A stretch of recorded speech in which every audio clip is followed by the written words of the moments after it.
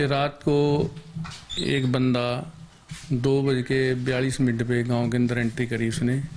बाहर के जो मकान थे उनमें पहले वो निर्मल सिंह के घर में बड़ा, वहाँ जाग होगी, वहाँ से निकल के भाग लिया।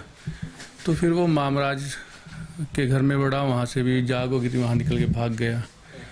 उसके बाद वो मेहरचंदे का मकान पड़ता है धर्मशाला के नज़दीक ही, तो वहाँ से 2:05 में बड़ा है वो ना, 3:05 पे, सॉरी 3:05 पे बड़ा। तो उसके बाद 14-15 मिनट उसके घर में रहा, लाइट बंद की इसने, जो सुनने में आया, उन्होंने बताया जैसे घर वालों ने। तो 14-15 मिनट अंदर आया, उन्होंने उनके बल्ब जो बंद करके, जब वैसे वो उसकी मिसिज पड़ी थी एक मंजे पे मेहरचंदा पड़ा था जो जिसका मकान था। तो उसने उसके मंजे के ऊपर जैसे बैठा होगा तो वो अचानक उसकी आँख खुल गई। उसने कहा कौन है भैया, जैसे उसने आवाज़ लगाई उसके घर वाला जाग गया, तो उनकी आवाज़ सुन के वो भाग गया। उसके बाद लगातार फिर वो 28 तारीख को फिर हमारे गांव में दोबारा आया।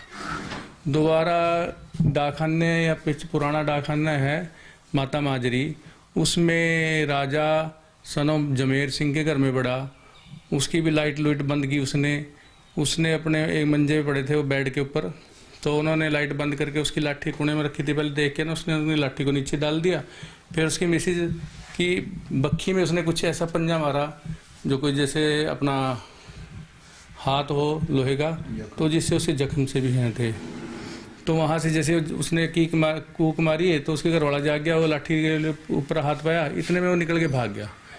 अब लगातार कई दिन से वो गांव में, हमारा सारा गांव, हमने फिर गांव में रात के पहरे लगा दिए, और सारे लड़के जो नौजवान लड़के हैं सारे रात को ड्यूटी भी दे रहे हैं, सारी रात जागते हैं। पता लगता है यहाँ बड़ा यहाँ, लेकिन उसका पकड़ा नहीं जाता वो बंदा। पता नहीं ऐसी कौन सी उसके पास शक्ति है कि नज़र आता है फिर निकल जाता है।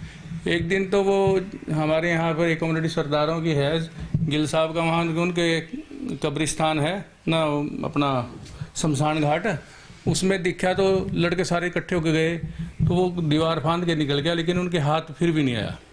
हमसे जुड़े रहने के लिए हमारे YouTube चैनल को सब्सक्राइब करें और नई वीडियो की नोटिफिकेशन के लिए बेल आइकॉन को दबाएं। अगर आप ये वीडियो Facebook पर देख रहे हैं तो लाइक जरूर करें और ज्यादा से ज्यादा शेयर करें। धन्यवाद।